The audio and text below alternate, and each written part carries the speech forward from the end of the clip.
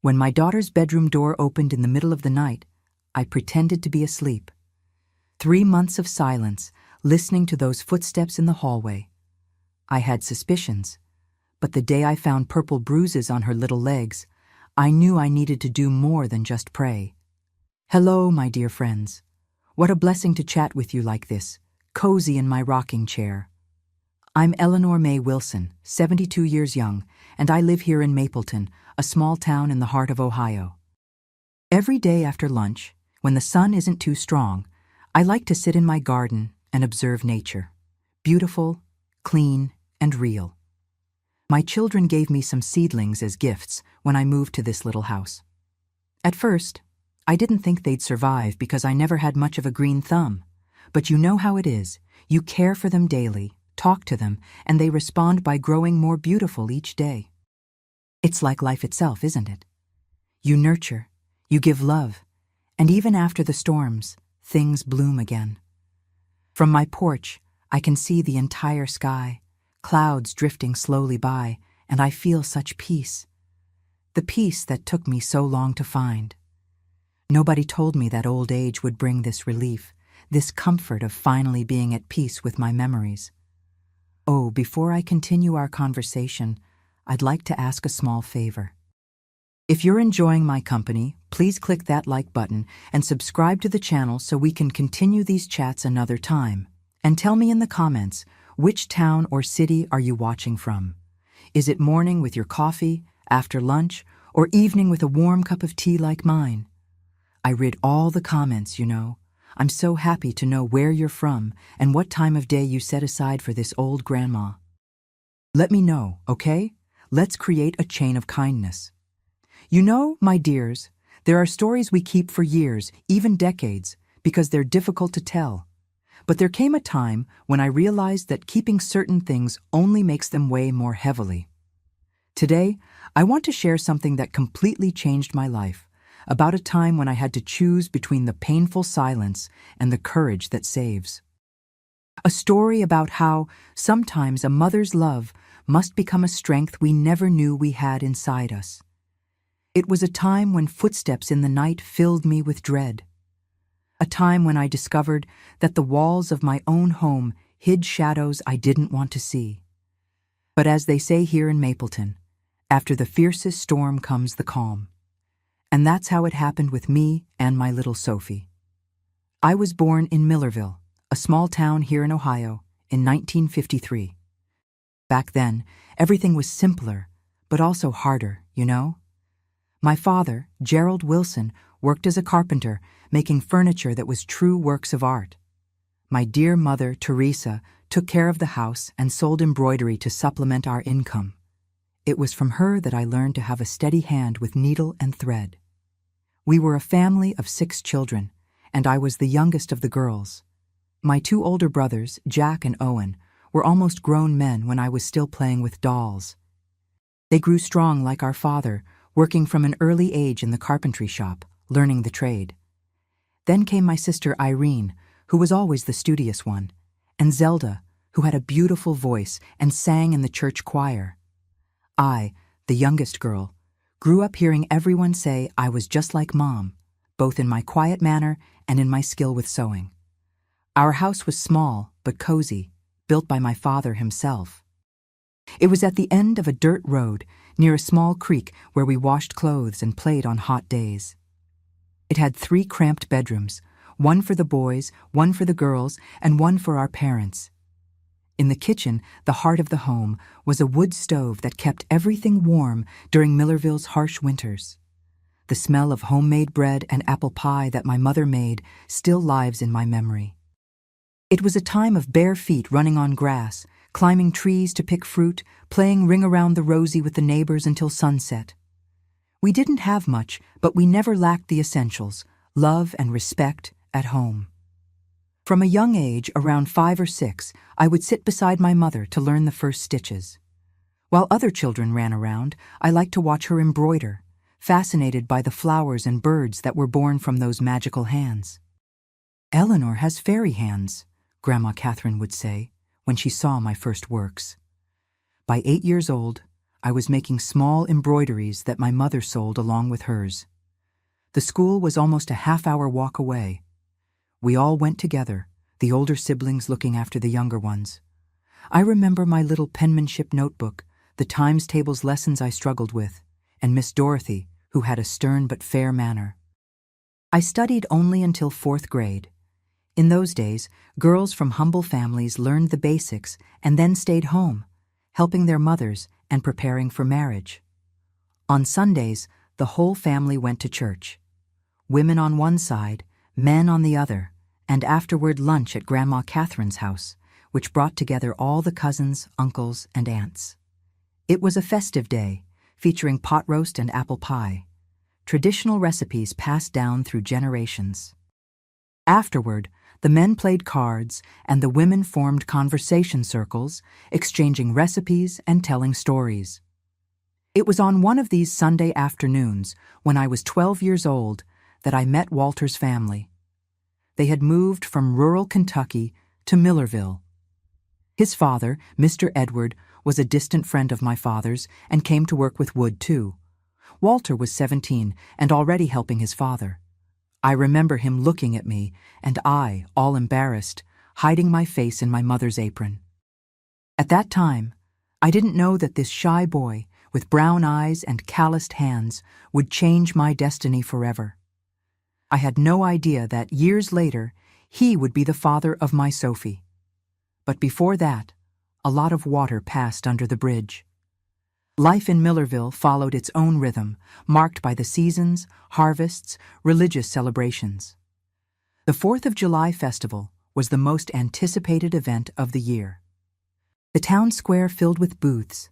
There was square dancing, fireworks, and lots of good food. It was at one of these festivals, when I was 13, that I felt the first sign I was leaving childhood behind. My mother noticed before I did, when she saw a small bloodstain on my slip. She quickly took me home, explained about becoming a woman, as they called it back then, and gave me a cloth that I should use every month from then on. "Now you're a young lady, Eleanor. You have to be more careful around boys," she said with that worried look.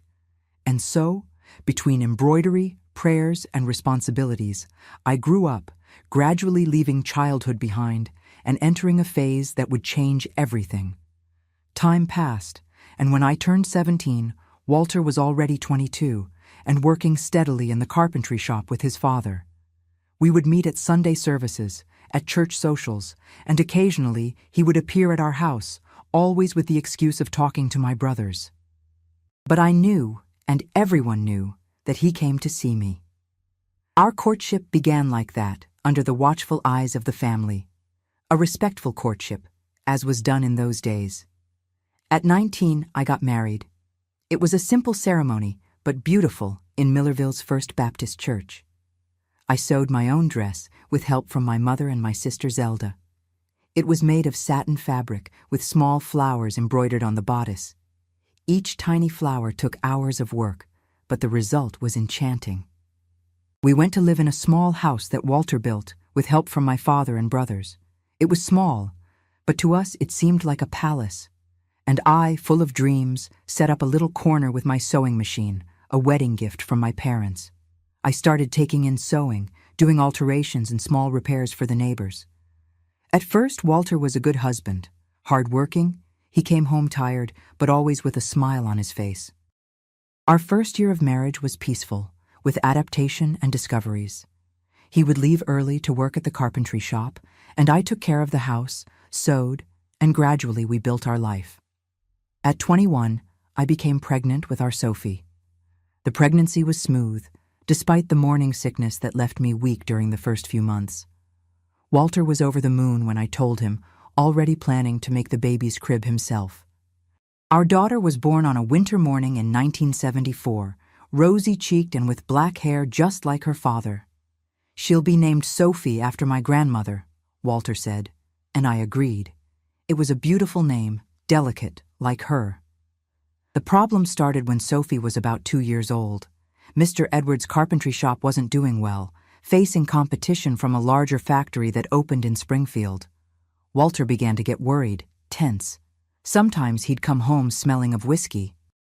It wasn't every day, but I noticed it becoming more frequent. On those nights, I'd put Sophie to bed early and stay in the kitchen, sewing and praying for him to come home in a good mood. When Sophie turned 3, the carpentry shop closed for good. Mr. Edward, now elderly, decided to return to Kentucky to live with another son. But we stayed in Millerville.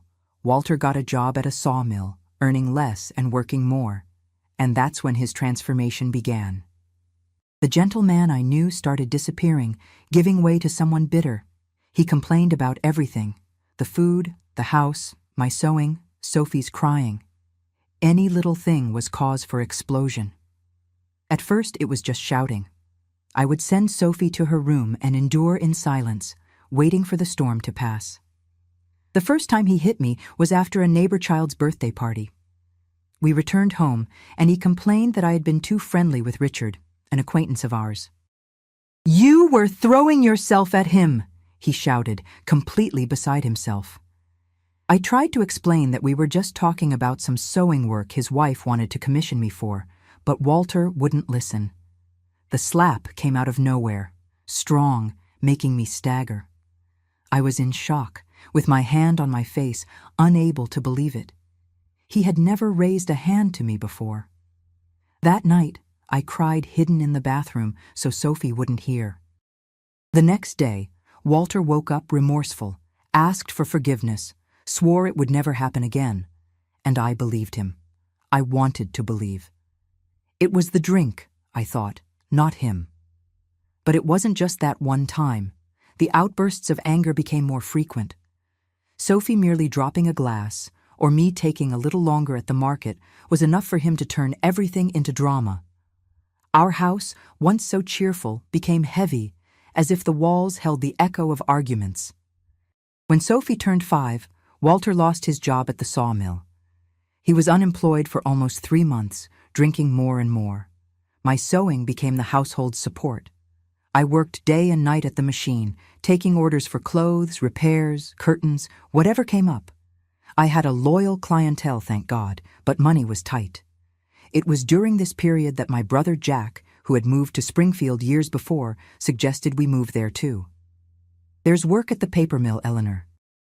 Bring Walter. You can stay at our house until you get settled." Walter resisted at first. Man's pride. He didn't want to depend on his brother-in-law, but when the store owner refused to extend us any more credit, he gave in. We packed our bags, sold what little we had, and left for Springfield. During our first months in Springfield, we stayed at my brother Jack's house with his wife Harriet. They welcomed us with open arms, especially Sophie, who became the joy of the house. Walter got the job at the paper mill, and I continued sewing, now for a new clientele that Harriet introduced me to. Gradually, we saved a bit of money and rented a simple house, but our own. It was 1979. Sophie had just turned 5 and started attending kindergarten. Everything seemed to be improving. Walter was calmer with the new job, drinking less, and even played with Sophie occasionally. I came to think that we had turned the page, that the bad days had been left behind in Millerville. My other brother, Owen, also ended up coming to Springfield the following year. With our father's health deteriorating, he wanted to be closer to us. Owen was always the quietest, but also the most observant. From the beginning, I noticed that he looked at Walter with suspicion, as if seeing something I was trying to hide. "That husband of yours doesn't smell right to me, Eleanor," he told me once when we were alone. "If he does anything to you or to the girl, you tell me." I was embarrassed, changed the subject, said that Walter had changed, that everything was fine now. But deep down, those words gave me comfort. It was good to know that my brothers were nearby, looking out for me and Sophie. The calm lasted only a short while. When Sophie was almost 8, Walter was promoted to supervisor at the factory. He earned better, but the responsibility increased, and with it, the stress. He started arriving home late, always tense. The fights returned, worse than before. He complained about the mess in the house, the food, the noise Sophie made when playing. Anything became a reason. It was during this time that I noticed the first change in Sophie. My girl, always so cheerful and talkative, began to become quiet, frightened. At school, the teacher called me, concerned because Sophie was distant, no longer participating in activities as before. At home, when she heard the sound of the key in the door announcing her father's arrival, she would run to her room, like a frightened little animal hiding from a predator. One night, I woke up with Sophie beside my bed, crying softly. "Can I sleep here, Mom?" she asked, in such a small voice I could barely hear. Walter, who was sleeping beside me, woke up irritated. "Go back to your room, girl. You're too big to be afraid of the dark," he scolded. Sophie trembled, but obeyed, returning to her room with dragging steps. The next morning, I discovered she had wet the bed, something that hadn't happened since she was very young. When I asked what was happening, if she had had a nightmare, she just lowered her head and said she didn't remember. But her eyes, my God, her eyes said something else. They were filled with a fear no child should know. I began to pay more attention. Sophie, who had always been a clean child, suddenly didn't want to bathe anymore. She complained of constant stomach aches. She had nightmares almost every night. At school, the teacher reported that she had moments where she seemed absent, as if her mind were far away. It was on a Sunday afternoon, when Walter had gone out to play cards with colleagues from the factory, that I had the courage to ask Sophie directly. We were alone, sewing together. I had taught her the first stitches, just as my mother taught me. "Sophie," I began carefully, "did something happen that you want to tell me about? Something that's making you sad?" She was silent for such a long time that I thought she wouldn't answer. Then, without raising her eyes from the embroidery, she murmured, "Dad gets angry with me at night." I felt a chill run down my spine. "What do you mean, sweetie? What happens at night?" She shrugged, still not looking at me. "He comes into my room when you're sleeping, says I did something wrong, that I need to learn to be a good girl." At that moment, I felt as if the ground had opened beneath my feet. Sophie's words kept hammering in my head for days. "He comes into my room when you're sleeping." I couldn't eat properly, couldn't sleep. I started paying attention to everything, the looks, the silences, the reactions.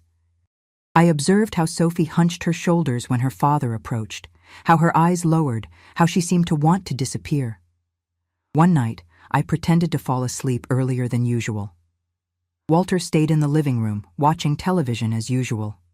I lay still, barely breathing, my ears alert to every sound in the house. After what seemed like an eternity, I heard his footsteps in the hallway. They weren't footsteps toward our bedroom. They were footsteps that stopped at Sophie's door. I heard the soft click of the doorknob, the door opening, and then silence. My heart was beating so hard I thought it would explode. I wanted to get up, run, scream, but something paralyzed me. Fear? Doubt? To this day, I can't explain what kept me pinned to that bed. Perhaps the foolish hope that I had misunderstood everything, that he was just checking if she was covered, as loving fathers do. How long did he stay in her room? Half an hour? An hour? It seemed like forever. When I heard her bedroom door open again, I closed my eyes tightly, pretending to be in deep sleep. I felt the mattress sink with his weight as he lay down beside me. I smelled the sweat, the cigarettes, and I felt disgust, a deep disgust that turned my stomach. The next morning, I observed Sophie at breakfast. She was quieter than normal, with dark circles that no child should have. When Walter left for work, I approached her, trying to sound casual. "Did you sleep well, my darling?" She just shrugged, her eyes fixed on the bowl of oatmeal she'd barely touched. "Sophie," I began, with the gentlest voice I could find, "you can tell me anything. You know that, right? Mommy's here to protect you." For an instant, I saw a spark in her eyes, something like hope, but it quickly faded. "There's nothing to tell, Mom." And she left the table, leaving her breakfast half-eaten. The next day, I took Sophie to school and, instead of going home, went straight to the payphone in the town square. I called the school supply store where my sister-in-law Harriet worked. "I need to talk to you," I said, my voice trembling. It's urgent. We met at lunchtime on a park bench. With a voice broken by sobs, I told her my suspicions. Harriet listened in silence, her face growing paler and paler. "Eleanor," she finally said, holding my hands in hers, "you need to be certain before making any accusation. But if it's true, my God, you need to get Sophie out of that house." "How can I be sure?" I asked, desperate. "He always says I'm seeing things, that I'm paranoid, and Sophie doesn't talk. She's afraid." "Look for signs," Harriet said, with a firmness that surprised me. "Marks on her body, torn or dirty clothes. Watch when she bathes." That afternoon, I asked Sophie to take a bath earlier than normal. I went into the bathroom with her, saying I would wash her hair. It was something we did sometimes. It wouldn't seem strange. When she began to undress, I felt my blood freeze. There were purple marks on her thighs, finger marks, as if someone had held her tightly, and on the back of her legs, small marks that looked like cigarette burns. "Sophie," I whispered, trying to control the tremor in my voice. "How did you hurt your legs, my darling?" She looked at her own legs, as if only then noticing the marks. "I fell on the school stairs," she answered too quickly. "And these round marks? They look like burns." She looked away. "I don't know. Maybe when I was playing near the stove." Lies. Desperate lies from a terrified child. My God, how did I not notice before? How could I have been so blind? That night I couldn't pretend. When Walter arrived, he noticed something different in my look. "What is it, woman? You look like you've seen a ghost." "We need to talk," I said, trying to keep my voice firm. "About Sophie." He visibly stiffened. "What about her?" "There are marks on her body, injuries she can't explain." Walter let out a forced laugh.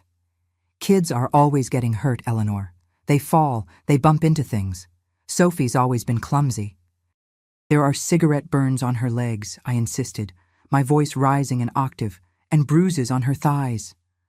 His face changed. The mask of normality fell for an instant, revealing something dark, threatening.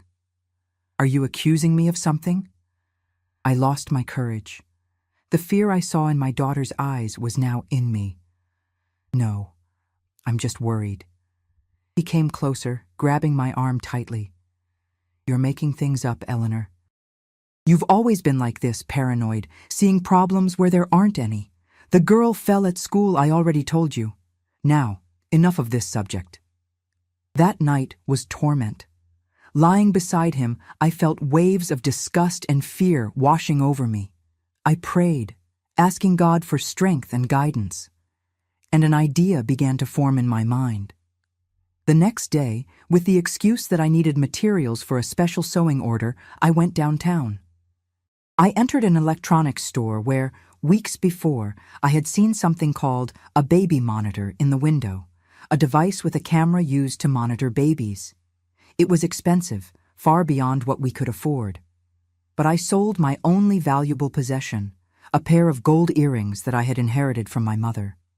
The salesman explained how it worked, how to install it, how to see the images afterward. I returned home with the device hidden in my purse. I waited for the right moment when Walter went to work and Sophie was at school. I entered her room and installed the camera inside the teddy bear that sat on the shelf, facing the bed. The bear had been a gift from Uncle Owen on her last birthday, and Sophie adored it. For 3 nights, nothing happened. Walter arrived tired and went to bed early, or stayed up late watching television, but didn't enter Sophie's room. I began to think that maybe I really was becoming paranoid. Maybe I had misinterpreted the signs, the injuries. On the 4th night, I woke up startled. Something had awakened me. A noise? A premonition? I reached out to Walter's side of the bed. It was empty. I looked at the clock. 3:12 in the morning. With my heart in my throat, I got up silently. The door to our bedroom was ajar. In the hallway, I saw a sliver of light coming from Sophie's room. I approached, step by step, trying not to make noise. The door was closed, but not completely. Through the gap, I could see part of the room. What I saw at that moment will forever be etched in my memory. Walter was sitting on the edge of Sophie's bed. He had a cigarette in one hand and in the other. My God, I don't even want to remember. Sophie was lying still as a statue, her eyes open, staring at the ceiling, tears silently streaming down her face. I backed away, horrified, covering my mouth with my hand to keep from screaming. I returned to our bedroom, trembling uncontrollably. I wanted to take Sophie in my arms and flee from that house at that exact moment. But I knew I needed proof. The word of a woman against a man, in those days, in that town. I needed something concrete. In the morning, I waited for Walter to leave for work. Sophie had already gone to school, taken by him as usual. I took the camera from the teddy bear and, following the salesman's instructions, connected it to the video device to see the images. What I saw confirmed my worst fears. I locked myself in the bathroom and vomited. I cried until I had no more tears. Then a strange calm invaded me, an icy determination. That man would not touch my daughter again, never again. But what to do? Where to go? I didn't have enough money saved to start over from scratch. And Walter would find us, I was sure. I needed help. I picked up the phone and called my brother Owen. I didn't go into details, just said, "I need you and Jack to come to our house tonight. It's about Sophie. It's urgent." Owen sensed something in my voice. "Did something happen to the girl?" "When you arrive, I'll explain everything. Please, don't say anything to Walter if you run into him. Say you want to surprise Sophie, something like that." The day dragged on with agonizing slowness. I picked up Sophie from school earlier than normal, making up that she had a doctor's appointment. Instead of going home, we went to Harriet's house. I told her what I had discovered, showed her the recorded images. She cried with me, hugged me, and said that Sophie could stay there as long as necessary. "But what are you going to do, Eleanor?" she asked, worried. "I'm going to get justice," I answered, with a voice that didn't even sound like mine. Justice the way it needs to be done. I returned home alone, leaving Sophie safe with Harriet. I prepared dinner as if it were a normal day. I left the videotape ready next to the television. And I waited. Walter arrived at 6, as always. He asked about Sophie. "She's at Aunt Harriet's," I replied calmly. "Jack and Owen are coming to dinner with us tonight. I thought it better for her to stay there, playing with her cousins." He seemed to relax. "Oh, your brothers are coming? Good. It's been a while." At 7, the doorbell rang.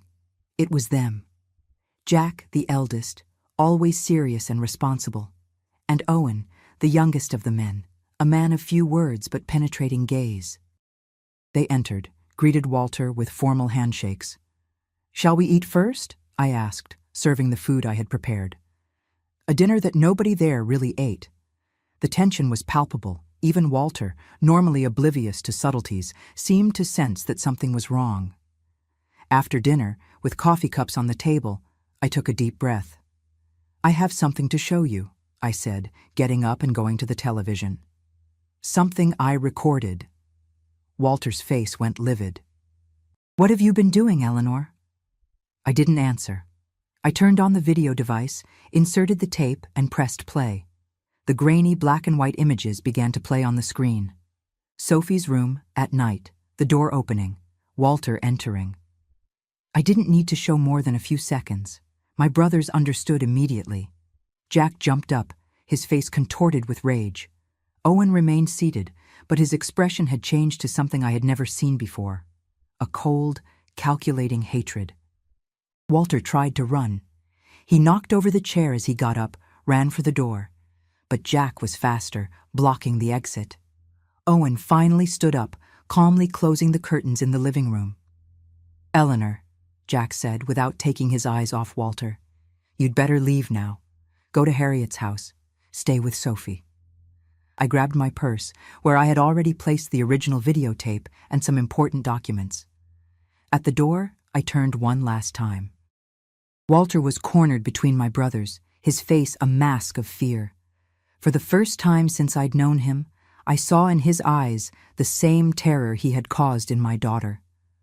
"What are you going to do?" he asked, his voice trembling. Owen answered, with a frightening calm, "We're going to teach you what happens to men who hurt children." I closed the door behind me, knowing that what would happen in that room was not something I wanted to witness. On the street, the cold night air hit me like a slap. I breathed deeply, feeling a mix of horror, relief, and a strange sense of liberation. I walked to Harriet's house where Sophie was sleeping, finally safe. That was the first night in a long time that I also managed to sleep without fear. At Harriet's house, sitting next to the bed where Sophie slept, I wondered what might be happening in my house at that moment. Part of me wanted my brothers to make Walter suffer every pain he had inflicted on my daughter. Another part feared the consequences. What if they went too far? What if the police got involved? Sophie moved in her sleep, her little face frowning as if having a nightmare. I stroked her hair gently so as not to wake her. "Everything's all right now," I whispered. "Mommy's here. No one's going to hurt you again." Harriet entered the room with a cup of tea. "You need to try to rest a bit," she said, handing me the hot drink. "Tomorrow you'll have many decisions to make." I had barely taken 2 sips of the tea when we heard knocking at the door. My heart raced. Was it the police? Or Walter, who had somehow escaped from my brothers? Harriet went to answer. I heard muffled male voices, then footsteps approaching the room. It was Jack and Owen. Their faces were grim, tense, their clothes rumpled. The knuckles of Jack's hands were red and swollen. "It's done," Jack said simply, sitting heavily in the corner chair. "What did you—" I began, but Owen interrupted me. "Better you don't know details, Eleanor. I can only say he won't lay a finger on Sophie again. Or on you." A heavy silence fell over us. Nobody asked if Walter was alive. Nobody wanted to know. "And now?" I finally asked. "What do we do?" Jack sighed, running his hand over his tired face. "Early tomorrow morning we'll get your things from the house, the bare necessities. You and Sophie can stay here with us as long as needed." "And him?" Owen and Jack exchanged glances. It was Owen who answered, "He's leaving Springfield. We gave him that choice. Disappear and never come back, or face not only justice, but the entire town when they learn what he did." I didn't ask anything else. That night, lying on the makeshift mattress beside Sophie's bed, I cried silently. Not for Walter. He didn't deserve a single tear. I cried for the lost time, for the signs I ignored, for my daughter's suffering that I couldn't prevent. The next morning, as promised, my brothers took me back to the house to get our things. There was no sign of Walter, but the living room still held evidence of the previous night, a broken chair, stains on the rug that I preferred not to examine closely. I took clothes, documents, some photos, none with Walter, Sophie's favorite toys, and my sewing machine, my livelihood. As we were leaving, I noticed the teddy bear on the shelf in Sophie's room. That same bear that had housed the camera, the silent witness to the horrors. I hesitated to take it, thinking it might bring bad memories for Sophie. But I decided to take it anyway. That bear wasn't to blame for anything, and in a way, it had been our savior. The following days were a blur of confused emotions. Sophie seemed relieved not to see her father, but was still frightened, withdrawn. I took her to a doctor, who confirmed what I already knew and didn't want to accept. The abuse had been systematic and had been going on for months. He recommended that Sophie talk to a psychologist, but in those days, in a town like Springfield, such resources were scarce. A week later, I received a summons to appear at the police station. Someone in the neighborhood had heard the commotion that night and called the police. Nothing had been registered at the time, but suspicions arose when Walter no longer showed up at the factory. Sitting in front of the sheriff, a middle-aged man with deep circles under his eyes and an expression that oscillated between boredom and irritation, I felt afraid.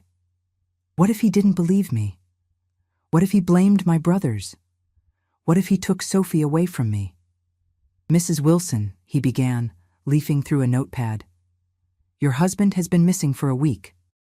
His colleagues at the factory said he didn't show up for work, didn't notify anyone. The last time he was seen was entering your house Wednesday night last week. Do you know where he is? I took a deep breath. I don't know, Sheriff. He left. Just like that? For no reason? I hesitated. I didn't want to lie, but I also couldn't tell the whole truth. We had a fight about our daughter. The sheriff raised his eyes from the notepad, suddenly more attentive. What kind of fight? It was at this moment that I made the most difficult and bravest decision of my life. I opened my purse and took out the videotape that I had kept, the proof. This, I said, placing the tape on the desk, will explain everything. The sheriff looked at the tape, then at me, with an eyebrow raised. What's on there? Evidence that my husband, that he abused our daughter. I put a camera in her room. It's all recorded. The sheriff's expression changed. The boredom gave way to something darker, more intense. Are you aware of the seriousness of this accusation? I am.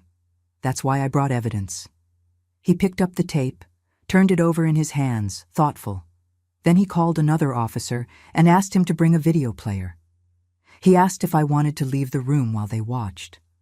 I decided to stay. I had already seen enough of those images to know what they would see. 20 minutes later, the sheriff turned off the device, his face pale. The other officer left the room without saying a word, visibly disturbed.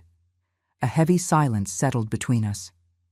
Mrs. Wilson, the sheriff finally spoke, his voice softer than before. Where is your daughter now? With my sister-in-law. She's safe. He nodded, thoughtful. And your brothers? Do they know all about this? I felt a chill down my spine. Yes, they helped me confront my husband when I found out. And what happened in that confrontation? It was the moment of truth. My brothers told him that if he didn't disappear from town, they would take this tape to the police and let everyone know what he did. He chose to leave. The sheriff stared at me for a long time, as if trying to read the truth in my eyes. I held the gaze, silently praying. Finally, he sighed. I understand. He took the tape and put it in a drawer of the desk. I'm going to open a case against your husband for child abuse. I'll issue a search and arrest warrant. If he's found, he'll have to answer for his crimes. I felt an enormous weight lifting from my shoulders. Thank you, Sheriff. He raised his hand, interrupting my thanks. Don't thank me yet. This is going to be hard for you, and especially for your daughter. You'll have to testify, undergo examinations. And even with this evidence, he indicated the drawer where he had stored the tape. It's not guaranteed that he'll be convicted. The system doesn't always work as it should, especially in cases like this. I left the police station with mixed feelings. On one hand, relieved for having made the formal complaint, for having delivered the evidence. On the other, terrified by the possibility of Walter returning, of having to face him in a courtroom, of exposing Sophie to more trauma. In the weeks that followed, I lived in a constant state of alert. With every noise in the street, every knock at the door, my heart raced. Sophie had nightmares almost every night, woke up screaming, calling for me. We slept together, clinging to each other like castaways in a storm. The news spread through the neighborhood, inevitably. People whispered when we passed, looked with a mixture of pity and morbid curiosity. Some avoided greeting us, as if what had happened was contagious. Others, especially women, came to offer support, bring food, ask if we needed anything. One day, about a month after the complaint, I received a call from the police station. They had found Walter's car abandoned near the Kentucky state line. Inside it, a letter, a confession, and a goodbye. He wouldn't be coming back. The sheriff told me they would continue looking, that the confession was practically an admission of guilt, but that without him present, the case would technically remain open. But you can rest easy, he added, From the tone of the letter, he doesn't intend to return. That night, I had a strange dream. I was in an open field, holding Sophie's hand. Around us, flowers grew. Not common flowers, but flowers made of colored fabric like the ones I embroidered. The wind swayed them gently, creating an undulating sea of colors. And on the horizon, a rising sun, bright, promising. I woke up with a different feeling in my chest. It wasn't just fear or pain anymore. It was something new, something I had forgotten how it felt. Hope. I looked at Sophie, sleeping beside me, her little face finally relaxed, at peace. I made a silent promise to her and to myself. We would rebuild our lives. We would find joy again. We would overcome this together. That same morning, I made 2 important decisions. First, I accepted the doctor's suggestion and sought out a psychologist for Sophie. I was lucky, a young psychologist, Dr. Norma, had just moved to Springfield and was seeing patients at affordable prices at the local parish. The second decision was more practical. I rented a small storefront downtown to set up my own sewing workshop. It wouldn't be easy to start over, but I had my skills, my determination, and now a new purpose: to ensure that Sophie had a safe, happy, and fulfilling life. The road would be long, I knew. The emotional wounds would take time to heal, perhaps longer than the physical ones. But for the first time in a long time, I could see a future beyond the pain. The following months were a period of reconstruction, slow and painful, but steady. Starting from scratch is never easy, especially when carrying such deep scars. But I was determined to create a new life for Sophie and me, a life without fear. The sewing workshop I rented was small, a cubicle with a narrow storefront on Main Street in downtown Springfield.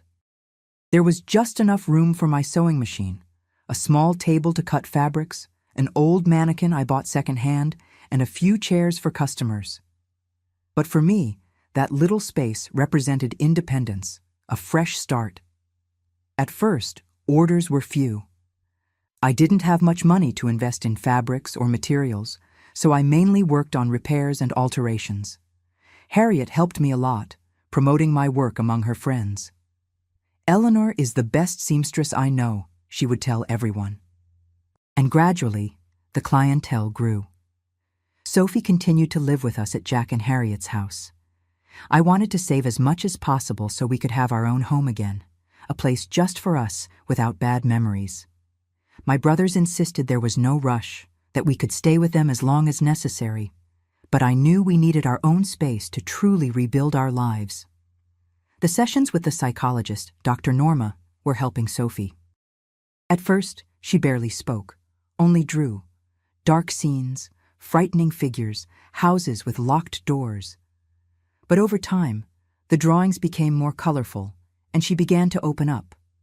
Norma guided me on how to act, what to say, how to help my daughter process the trauma without reliving it. "You did everything right, Mrs. Wilson," Norma told me once. "You believed your daughter, acted to protect her, sought help. Many mothers, unfortunately, deny or ignore the signs." Her words comforted me, but didn't erase the guilt I felt for not having noticed sooner, for not having acted faster. This guilt would accompany me for many years, even knowing rationally that I had done the best I could under the circumstances we had. One day, about 6 months after Walter's disappearance, I received an unexpected visit at the workshop. It was Margaret, a lady I knew only by sight, the mother of one of Sophie's school friends. She entered timidly, looking around as if afraid of being seen there. "Mrs. Wilson," she began hesitantly, "I'm sorry to come like this without notice, but I really needed to talk to you." I offered a chair and she sat, her hands restless in her lap. She seemed nervous, anxious. "I heard, well, the whole town heard what happened to your daughter. And I came because I need your help." I remained silent, waiting for her to continue. "My Mary, my daughter, I think she's also—" Her voice failed, and tears began to roll down her wrinkled face. "The same signs you described to the police. The fear, the nightmares, not wanting to be alone with her father. I felt a shiver run down my spine, that familiar terror, that sense of powerlessness in the face of evil. But this time, I wasn't paralyzed by fear.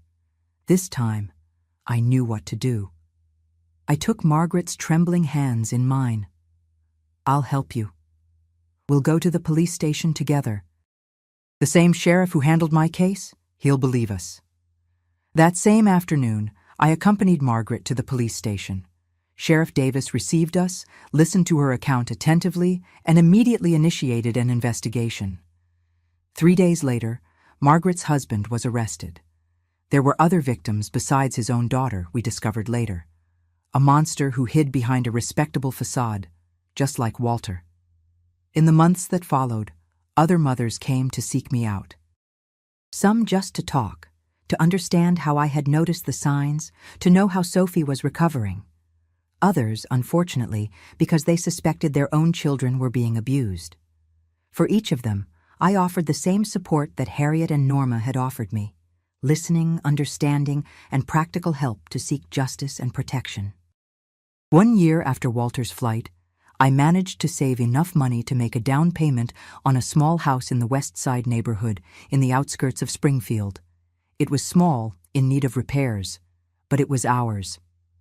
Sophie, who was now almost 10, helped choose the colors to paint the walls. She chose yellow for the kitchen, light blue for her room, and soft green for the living room. Cheerful colors, colors of hope. On the day of the move, Jack, Owen, and their friends from the factory helped transport the few pieces of furniture we had. Harriet organized a lunch for everyone in the backyard of the new house. It was a small celebration, not just of the house, but of our new life, our survival. It was also on this day that I made a decision that would change the course of our lives.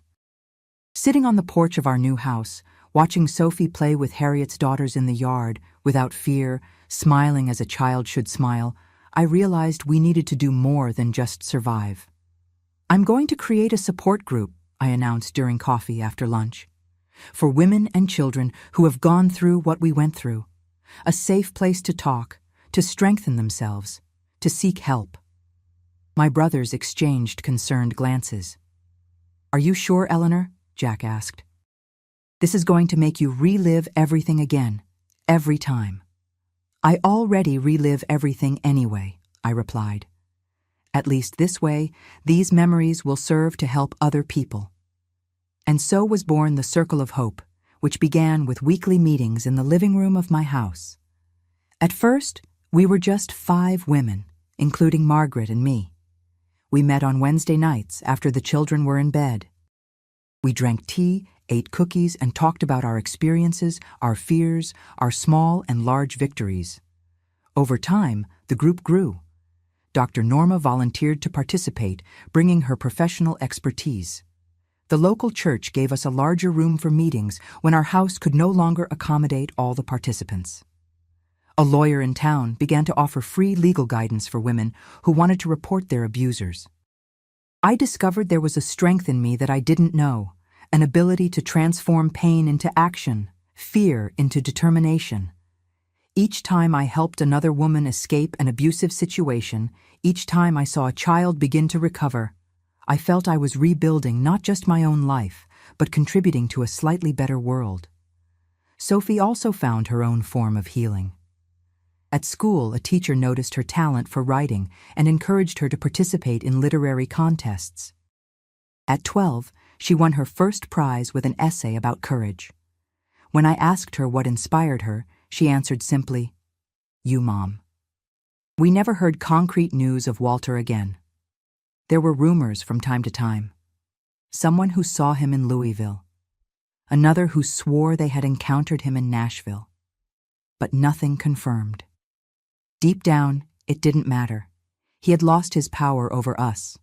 Our lives were no longer defined by him, by what he did, by the fear he caused. Our sewing workshop prospered in the years that followed. I began to teach sewing classes to women from the Circle of Hope, as a way to help them achieve financial independence. Many of them came from situations where they were completely dependent on their abusers, without professional qualifications, without means to support themselves. Seeing these women transform, strengthen, rebuild their lives was a joy I cannot describe in words. And Sophie, my brave, resilient Sophie, grew to become a strong and determined young woman who never allowed the trauma to define who she was or who she could be. The path wasn't easy. There were difficult moments, relapses, nights of nightmares, and days of deep sadness. But together, step by step, we built a life worth living. Today, at 72, life has a sweetness I never imagined I would know. I still live here in Mapleton, in the same little house in the West Side neighborhood, which over the years has been improved, painted, expanded. The backyard, which was once just bare earth, is now full of colorful flowers, aromatic herbs, and even some vegetables I cultivate with care. My neighbors always stop by to get some mint for their tea or a bit of rosemary to season their meat. My sewing workshop, which began so small, grew and transformed. Today, it operates in the front of the house, where I built an extension with the help of my nephews. I don't work as many hours as before. Age takes its toll on eyesight and joints. But I still do some special work for long-standing customers who won't accept another seamstress. Most of the time in the workshop now is dedicated to teaching. Twice a week, I give sewing classes to women referred by the Women's Resource Center, which works in partnership with our Circle of Hope. Seeing these women, many of them emerging from situations of violence, finding financial independence, and regaining self-esteem through manual work, fills me with an indescribable joy. The Circle of Hope, which began in that little room in my house so many years ago, is now a recognized organization in the town. We have our own headquarters, volunteers, partnerships with the City Hall and national NGOs. I make a point of attending all the meetings, even though my role now is more mentor than coordinator. The younger women have taken on the leadership, bringing new ideas, new approaches, keeping the work alive and relevant. Sophie, my dear daughter, is now a woman of 51. She graduated in psychology, inspired by Dr. Norma, who helped us so much and works with children and adolescents who are victims of violence. She has a special way with the little ones, manages to make them feel safe, understood, respected. I think her own experience, though painful, gave her this gift of connecting with others suffering without being overwhelmed by it. She married a mathematics teacher, Adam, a kind and patient man she met in college. I have 2 wonderful grandchildren, Isabella, 25, who followed in her mother's footsteps and is also graduating in psychology, and Tyler, 22, who studies civil engineering in Columbus. He comes to visit me during vacations and always makes a point of spending at least 1 full day with me in the workshop, helping me organize the fabrics, listening to my stories of the old days. My brothers Jack and Owen, now elderly like me, remain nearby. Jack lost Harriet to cancer 5 years ago, a loss that deeply shook us. She was a warrior to the end, and her absence is still felt at every family gathering, every special date. Owen never married, always the most solitary of the 3, but he has a special connection with his grandnephews and grandnieces who adore him. Mornings are my favorite time of day. I wake up early with the first ray of sunlight. I prepare my coffee, sit on the porch, and watch the street slowly awaken. Children going to school, workers to their factories and offices, the mailman making his rounds. Life in its normal, safe, predictable rhythm. A blessing I've learned not to take for granted. In the afternoons, when I'm not teaching at the workshop, I like to receive visitors. Former students bring their children to meet me, calling me Grandma Eleanor, even though we have no blood ties. Ladies from the Circle of Hope come for tea, to discuss community problems, to ask for advice.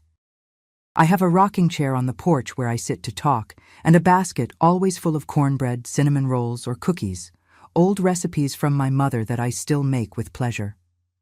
Once a month, usually on the last Sunday, the whole family gathers at my house for lunch. Sophie and Adam, the grandchildren when they can come, my brothers, nephews, and nieces, sometimes even some close friends. The house gets full, noisy, alive. I insist on cooking myself, with help from Sophie and the girls. I prepare dishes that everyone loves: meatloaf with mashed potatoes, beef stew, fried chicken, and the dessert that can never be missing, the apple pie that was my mother's favorite. During these lunches, I look around and feel a deep gratitude. Not for what I went through. I will never be thankful for the suffering, but for the strength I discovered in myself, for the family we built, for the peace we won. I think of all the women we've helped over the years, of the children who were protected because their mothers found the courage to report, to leave, to start over. Sometimes, very rarely, I still hear news about Walter. Years ago, we learned that he had died in a car accident somewhere in Tennessee. I felt no joy at the news, not even relief. I realized he no longer had power over my thoughts, over my emotions. He was just a distant shadow of a past that, although it left scars, does not define who we are. At night, before going to sleep, I have the habit of reading a bit. I like poetry, historical novels, biographies of strong women. On the bedside table, I keep a notebook where Sophie wrote her first stories, those that began as a form of therapy and revealed her talent. Sometimes I reread these childish texts, recognizing in them the first signs of the extraordinary woman my daughter would become. And so I live my days, at peace with my past, grateful for my present, hopeful about the future. Not just my future, which at this stage of life has already become shorter than the path traveled, but the future of the women and children who will continue the work we started, who will carry forward the message that it is possible to survive, overcome, and even flourish after the storm. As they say here in Ohio, after the tempest comes the calm. And what beautiful calm life has reserved for me. My dear friends, coming to the end of our chat, I want to leave some words that come from the bottom of my heart, words that took a lot of time and many tears for me to learn. If you're going through a situation similar to what I experienced or know someone who is, I want you to know you are not alone. Silence is the greatest ally of abuse. It was by breaking that silence that I found my liberation, and it was by helping other women break theirs that I found my purpose. I learned that fear can paralyze us, but it can also drive us to act when something even more precious is at risk. When I saw those marks on my Sophie's body, the fear I felt of losing my daughter was greater than the fear I had of my husband. And it was that reversal that gave me courage to act. Trust your instincts. We, mothers, have an intuition that rarely fails. If something seems wrong, it probably is. I ignored the first signs because it was more comfortable not to see, because I didn't want to face the terrible truth. But each day of denial was one more day of suffering for my daughter. I understood, with time, that I am not responsible for the actions of others, only for my own. For years, I carried the guilt of not having noticed sooner what was happening with Sophie. But the true guilt was never mine, nor could it be. The responsibility for the abuse is solely and exclusively the abuser's. Life has a funny way of showing us our own strength. Before that fateful night, I saw myself as a weak, submissive woman, incapable of great acts. It was precisely when everything fell apart that I discovered the fortress that existed within me. As the saying goes, it's in the fall that we learn to fly. The healing process is not linear. There are good days and bad days, moments of progress and moments of relapse. For both me and Sophie, recovery was a road full of curves and obstacles. But each small victory, each nightmare less, each genuine smile was proof that we were heading in the right direction. I learned that asking for help is not weakness, it's wisdom. Alone, I would never have been able to protect Sophie and rebuild our lives. I needed the strength of my brothers, Harriet's support, Dr. Norma's professional guidance, Sheriff Davis's understanding, and later, the collective strength of our circle of hope. Hands that extend to help are blessings we shouldn't refuse out of pride. Pain can transform into purpose. What we experienced was terrible, but it wasn't in vain. Each woman I helped to leave an abusive situation, each child who was protected because their mother found courage to act, each family rebuilt on healthier foundations. All of this gave meaning to our suffering. Not that it justifies it, ever, but at least it wasn't in vain. And perhaps the most important lesson, abuse does not define who we are. For a long time, I was the woman whose husband abused their daughter. Sophie was the girl abused by her father. These invisible labels accompanied us, shaping how others saw us, and worse, how we saw ourselves. Breaking these definitions, reclaiming our identities beyond the trauma, was a fundamental part of our healing. If you're in a situation of violence, remember, there is a way out. It may seem impossible now. It may seem that you're alone, that nobody will believe you, that there's nowhere to go. But I was in that same place of despair, and I can assure you there is a path. There are people willing to help. There is a life waiting for you on the other side of fear. In every city in America, there are services to protect women and children.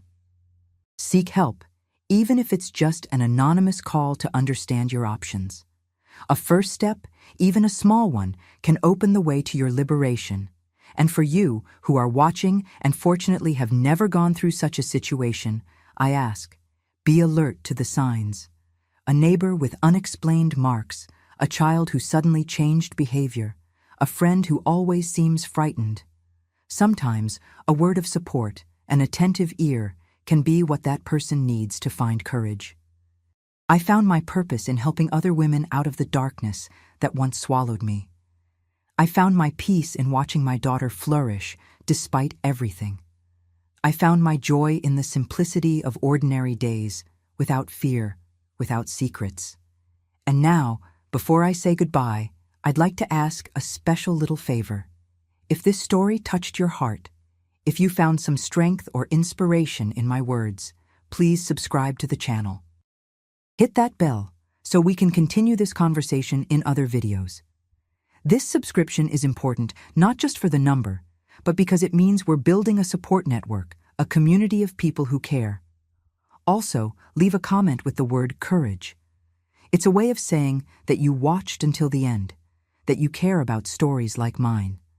And this action of yours, my dear friend, can give strength to other people who are watching and perhaps needing a sign, a little push to seek help. Do this now, don't wait even one more minute. Because sometimes, a small gesture like this can be the beginning of a big change in someone's life. From the bottom of my heart, thank you for listening. May God bless each one of you, and may our stories, however painful they may be, serve as a beacon to illuminate the path of those still lost in darkness. My little sister Lucy died an hour before the wedding. My father beat me until I bled and screamed, "Put on her dress now! The colonel paid for a bride." I walked to that altar, feeling like I was stealing an angel's place in heaven. Hi there, my dear ones. How wonderful to have you here with me today. My name is Irene, but everyone calls me Grandma Irene. I'm 82 years old with a life well lived, and I live here in a small town in rural Kentucky, in a simple little house that's my corner of peace. I was born right near here, on a small farm that doesn't exist anymore, but still lives in my heart. Do you know what I love doing most with my days? Every Sunday morning, bright and early, before the rooster even crows, I get up and make my homemade bread. Oh, my children, what a wonderful smell fills the house. I started making bread when I was just 15 years old, during a very difficult time in my life. Back then, kneading the dough was a way to knead away my sorrows too. Today, 67 years later, every loaf that comes out of my oven is a prayer of gratitude. My kitchen is small but cozy. There's a wooden table that my husband Vincent made with his own hands. God rest his soul. On the wall, I have a little picture of Jesus that's been with me since I was a girl, and a photo of my 5 children when they were small. Now they're all grown up, gave me 14 grandchildren, and great-grandchildren have started appearing too. Before I continue my story, I'd like to make a special request of you. If you haven't subscribed to the channel yet, please hit that red button down there, okay? And don't forget the notification bell. It's so important for me to know that you enjoy my stories. And tell me here in the comments, what little town are you watching from? And what time of day did you find this video? Early morning with your coffee, after lunch, or in the evening? I always read all the comments and get so moved, knowing where you're from and when you take time out of your day to listen to this grandmother's stories. Let's make a chain of love, all right? Today, I decided to tell you a story that changed my life forever. A story that begins with the greatest tragedy a family can face, but ends with the most beautiful miracle God has ever worked in my life. It's about my little sister Lucy, who died on what should have been the happiest day of her life. It's about my father, who forced me to take her place in a way I never thought a father could do to a daughter. And it's about the man everyone feared, but who became my salvation. I know it's a heavy story, my children, but I need to tell it. Because sometimes God writes straight with crooked lines, and what seems like the end of the world can be the beginning of a blessing greater than we can imagine. You'll understand when I finish telling it all. I take a deep breath every time I think about that time. Those were different times, you know. Hard times, where parents decided everything for their children, where women had no voice or vote, where money spoke louder than the heart. But even so, even in the midst of such harshness, God always has a plan. Always. So grab some coffee, get comfortable there, because this story will touch your hearts just like it touches mine to this day, even after all these years. My dear ones, for you to understand this whole story, I need to go back to the beginning, when I was just a girl running barefoot around the yard of our little farm. Back then, in the late 1940s, early 50s, our family lived on a small property about 15 miles from town. It was dry land, beaten by the sun of rural Kentucky, but good enough to raise some goats, plant corn and beans when the rains came. My father's name was Gus, a strong name for a man I thought was strong too back then. My mother, poor thing, was named Ella, a woman sweet as molasses, always with a smile on her face even when life got tough. There were 4 of us, me, the oldest, then came my brother Art, 2 years younger, and finally our baby girl, Lucy, who was 6 years younger than me.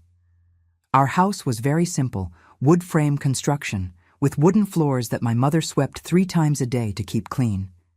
It had 3 rooms, the front parlor, where we received visitors, which were few, my parents' bedroom, and another little room where Lucy and I slept in a wooden bed my father had made.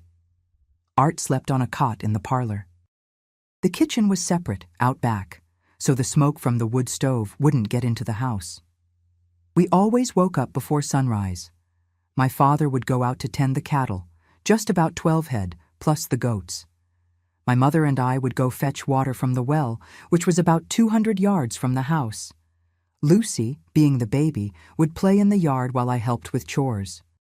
After breakfast, always cornbread with goat's milk and sometimes a piece of cheese, I'd go to the little schoolhouse in town, walking more than an hour each way. The teacher was called Miss Quincy, a stern but fair elderly lady who taught me to read and write. Lucy was still too young for school, so she stayed home helping our mother with the lighter work. I remember she had a special way with plants. Everything she touched would bloom. Our backyard was full of sunflowers because of her. Our games were simple, my children. We made dolls from corn husks, played house under the oak tree that gave shade in the yard. Art made slingshots to chase birds, but it was more to scare animals away from the crops than anything else. Lucy and I liked to play school. I was always the teacher, and she the student. What a smart little girl my sister was. She learned everything so quickly. On Sundays we went to service at the town chapel, the whole family dressed up. Lucy and I wore our calico dresses that our mother sewed with such care. After service we'd stay in the town square watching the activity, talking with neighbors. It was our day of rest and joy. But life in rural Kentucky was always hard, you know. When I was about 10 years old, a terrible drought started that lasted 3 years. The little cattle we had started dying, the crops dried up, and money got tighter and tighter. My father began to get nervous, irritated with everything. He'd leave the house early and only come back at night, always with a closed expression. It was during this time that I began to notice certain strange conversations between my parents. They spoke quietly when they thought we weren't listening, about debts, about losing the land, about there being no way out. My mother would cry in secret when she thought no one saw, but I always noticed her swollen eyes in the morning. Colonel Vincent's name began appearing in these conversations. He was the richest man in the region, owner of several large ranches, and had a reputation for being generous with those in need, but also had a reputation for being very strict with those who owed him favors. I'd never seen him in person, only knew he lived in a big mansion in town, and that when he appeared in the village, everyone got a bit wary, respectful. When I turned 14 in 1957, the situation was already pretty bad. My father had sold the last goats, and talks about finding a way to save the family were more and more frequent. That's when he started talking about marriage for Lucy, who was only 10 at the time.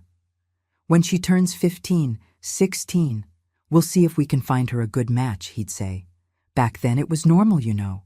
Girls married young. But something in the way my father spoke made me uneasy. It wasn't the caring way of a father thinking about his daughter's future. It was more like someone doing calculations, you know? Lucy, poor thing, had no idea about these conversations. She continued playing in the yard, tending to plants, helping me with household chores. She was a happy girl, always humming songs she heard on the neighbor's old radio. She had big, expressive eyes and a smile that lit up any room. I, being the oldest, began to understand that our family was going through very difficult times. Food was becoming scarce, clothes mended several times, and worry took over our house like a dark shadow. But I never, ever imagined what was coming when my Lucy turned 16. My dear ones, the years passed, and our situation only got worse. In 1962, when I was already 19 and Lucy was 15, life became almost impossible. The drought had ended, but the debts my father had accumulated during those difficult years were suffocating our family like a snake slowly tightening. It was during this time that my father began leaving the house for entire days, always saying he was going to take care of some business in town. He'd come back with a closed expression, sometimes smelling of whiskey, and lock himself in the room to talk quietly with my mother. I heard muffled sobs coming from there, and my heart already sensed that something very bad was being plotted. Lucy had become a beautiful young lady, my children. At 15, she was tall for her age, had chestnut hair that shone in the sun, and those sweet eyes that made anyone melt.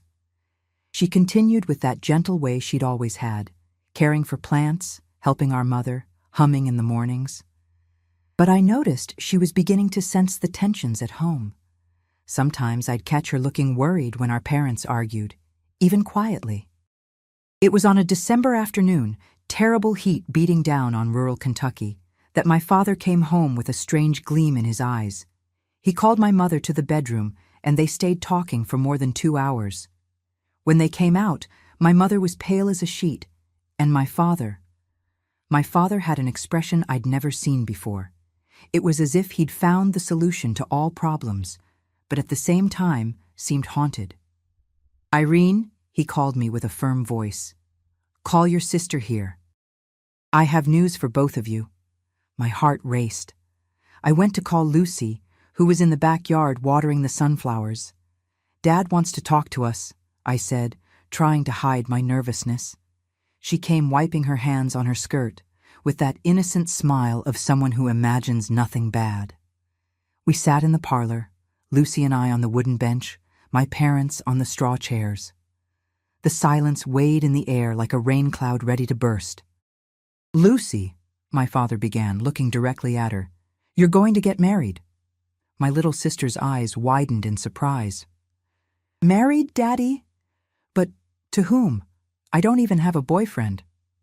To Colonel Vincent, he answered curtly. It's all arranged. The wedding will be at the end of January, when you turn 16. The world stopped at that moment, my children.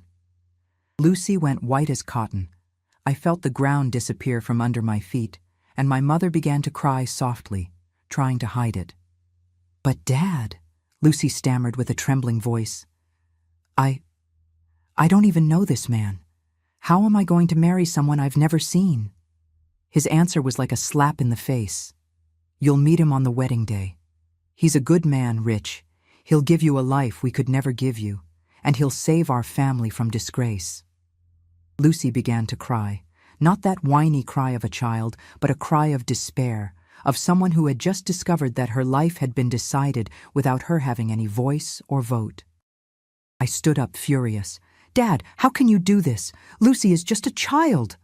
He turned to me with eyes I'll never forget, hard as stone, cold as death. And when do you butt in, Irene? I'm the one who supports this house. I'm the one who makes the decisions. Your sister is going to marry, and that's final. In the days that followed, our house became a hell of tears and arguments. Lucy begged, knelt before our father, promised to work, do anything, except marry a stranger. I tried to intercede for her, but my father became more and more inflexible and violent in his responses. The colonel already paid the dowry, he revealed in one of these arguments. He paid all our debts and gave extra money besides. There's no going back, girl. You're going to be the richest lady in the region. We then discovered the terrible truth. My father had sold my sister, literally sold her, as if she were a goat at market. Colonel Vincent had offered a generous sum in exchange for a young and beautiful wife, and my father accepted without hesitation. Lucy began to waste away. She stopped singing, stopped caring for plants, barely ate. She spent entire days lying in bed, staring at the ceiling, crying silently. I stayed beside her, trying to console her. But what words of comfort exist for a situation like this? Irene, she told me one night, holding my hand. I'm scared. Very scared. They say the colonel is a hard man, that he was married before and his wife died of sadness. What if he's mean to me? What if he hits me? I've never even kissed a boy. My heart was breaking hearing that. I was 20 years old but felt as powerless as a child. What power did a daughter have in those times? None. We were just objects in the hands of the men of the family. The weeks passed like a nightmare. My mother, poor thing, tried to cheer Lucy up talking about the wedding dress, about how she'd be happy in the big city, about the children she'd have. But I could see in my mother's eyes that she also had a broken heart. It was a desperate attempt to make that situation seem normal when everything was absolutely wrong. The dress arrived 15 days before the wedding. It was beautiful, white as cotton, with delicate lace and tiny pearls sewn on the bodice. When Lucy tried it on, she looked even more beautiful. But her eyes were dead, empty. It was like dressing an angel for sacrifice. I can't do it, Irene, she confessed to me the night before the wedding, when she was trying on the dress for the last time. I can't marry this man. I'd rather die. I held her trembling hands and promised, I'll be there, little sister. I'll be by your side every moment. I'll never leave you alone, never. But how could I imagine that God had other plans? How could I know that my poor Lucy would never make it to the altar, and that this promise would become the greatest irony of my life? My dear ones, January 28th, 1963 arrived. The day that should have been of celebration turned into the most terrible nightmare a family can live through. Lucy had turned 16 the day before, but instead of celebrating, she spent the whole night with a fever. It started in the early morning hours of Saturday. I woke up with her moving restlessly in bed beside me, her body hot as a furnace. Lucy, I whispered, are you okay? She mumbled something I couldn't understand. her forehead dripping with sweat despite the cool air of the Kentucky dawn. I ran to call my mother, who came with damp cloths and chamomile tea. "It's nerves, honey," she said, trying to convince herself. "It's normal for a bride to feel this way on her wedding day." But I could see in her eyes that she was worried. That fever wasn't from nerves. It was different, heavy, dangerous. During the morning, Lucy got worse. She began to shake, to become delirious, saying things that made no sense. She called for our mother, for me, sometimes screamed that she didn't want to get married, that she wanted to run away. My father, when he saw her condition, became desperate, but not for his daughter's health, but for the wedding that was at risk. "She'll get better," he repeated like a mantra. "It's just a cold, a silly flu. By 2 o'clock she'll be fine for the wedding." But as the hours passed, Lucy only got worse. The fever rose so high that she began to have convulsions. My mother cried desperately, making cold compresses for her forehead while I held her little hands that trembled nonstop. "Gus," my mother begged, "call Dr.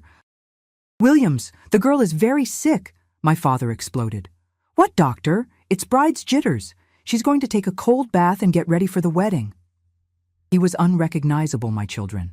Red eyes, trembling hands, talking to himself about the money he'd already spent, about the commitment to the colonel, about the disgrace that would fall on our family if the wedding didn't happen. It was a bad fever, one of those that back then took many people away. Today I know it could have been pneumonia, typhus, or any of those diseases that attacked those with low defenses.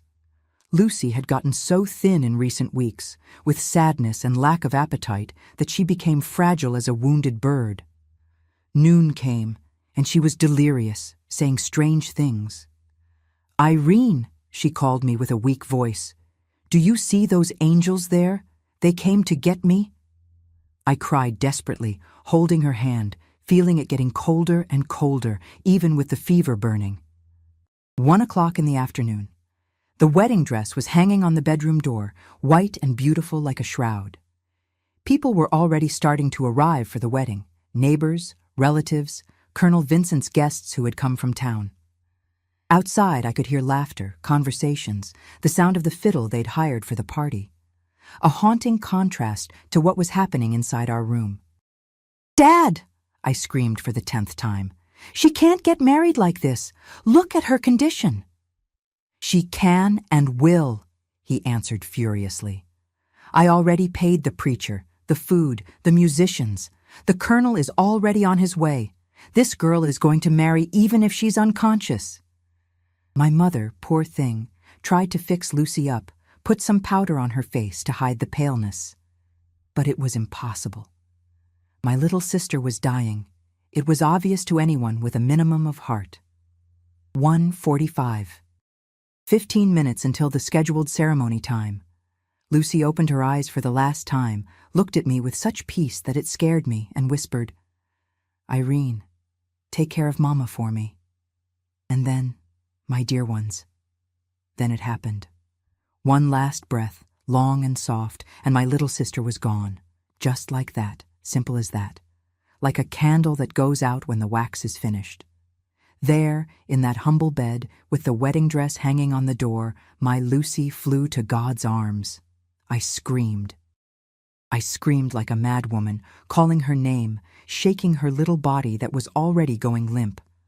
My mother fainted right there, falling to the floor on her knees. And I ran desperately to tell my father, thinking he was going to stop everything, send everyone away, that we would mourn our dead in peace. How wrong I was, my children. How wrong I was about the man who fathered me.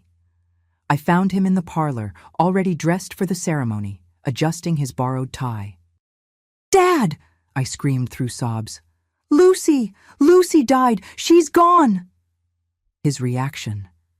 Jesus in heaven, his reaction was the most monstrous thing I've ever seen in my life. He didn't cry, he didn't faint, he didn't run to see his daughter. His eyes blazed with a rage that came from hell, and he yelled, "Died my ass! She's going to marry, even if she's dead!" And then My dear ones. Then, he looked at me. He looked at me in a way that chilled my entire soul. And said the most terrible thing a father can say to a daughter. The colonel paid for a young, beautiful bride. He's going to have a young, beautiful bride. You're 16 years old. He lied about my age to my face. You have the same body as her. Put on the dress. Now. I backed away, horrified. Dad, for the love of God, my sister just died. How can you think of such a thing? That's when he completely lost his mind. He grabbed me by the arm with a strength that left purple marks for weeks. He dragged me to the room where my sister's body was still warm, and right there, in front of her, he began to beat me in a way he never had before. You ungrateful wretch! Think I'm going to lose everything because of a dead girl? Put on that dress, or I'll break you completely. I tried to resist my children. I swear to God I tried. But he was possessed, beating me like someone beats a wild animal. My mother was unconscious. Art had gone to help the guests outside, and I was alone with a man I no longer recognized as my father. Between slaps and shoves, he forced me to change clothes, made me swallow my tears by force, wash my face, cover the marks from the slaps with powder, and put on that dress that should have been my little sister's shroud. I walked to the church door dead inside, feeling like I was stealing an angel's place in heaven. My dear ones, if you think the pain was already at its limit, you're wrong. Because walking to that altar, wearing my dead sister's dress, was only the beginning of the hell that opened in my life on that cursed day. The ceremony was a waking nightmare, a torture that seemed endless. I kept my head down the whole time, as if the weight of the lie and the pain was so great that my neck couldn't support it. I couldn't look at anyone, not the guests, not the preacher, much less the man beside me who thought he was marrying my dead sister. Reverend Isaac, who had known our family for years, seemed confused throughout the ceremony. He looked at me sideways, frowning, as if something wasn't fitting together. Lucy, my child, he had whispered when I approached the altar. You seem different today. I just lowered my head even more, feeling tears burn my eyes. What answer could I give? That I was an imposter wearing the shattered dreams of my dead sister. During the entire ceremony, I could hear my heart beating so loud I was sure everyone there could hear it. Colonel Vincent was beside me, a tall and imposing man, older than I had imagined. He must have been in his early 40s, well-lived years. I felt the warmth radiating from his body, heard his calm and deep breathing, noticed the smell of his expensive cologne mixed with the aroma of fine tobacco that permeated his clothes. But I didn't dare raise my eyes to look at him.